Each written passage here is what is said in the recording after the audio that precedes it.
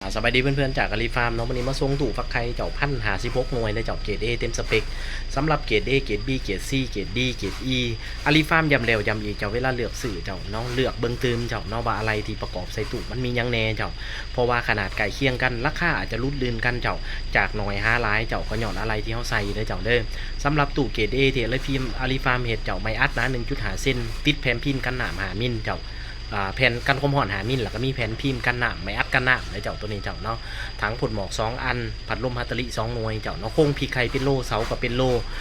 ในส่วนของจะเป็นเกรด B เกรด C เกรด D เขาจะรุดสเปคเครื่องลงยกตัวอย่างจะใส่พัดลมจีนเจ้าเนาะหัวพลจะเป็นแบบจุ่มเจ้าบางเทือจะบ่ใส่ไม่อัดอันนั้นแบบกันน้ำเนาะหรือว่าจะบ่ใส่แผ่นกันความร้อนเสาอาจจะเป็นเล็กต่างๆเจ้าเนาะอันนี้มันก็จะรุดเกรดลงไปเจ้าแน่นอนว่าราคาของมันมีความแตกต่างกันทันทีเจ้าสนั่นเวลาเลือกสื่อเบิ้งน้ำตืมนะเจ้าเด้ออาลีฟาร์มเฮ็ดหลากหลายเกรดให้เลือกเจ้าเนาะโบจกตาลูกค้ามีเกรด A เกรด B เกรด C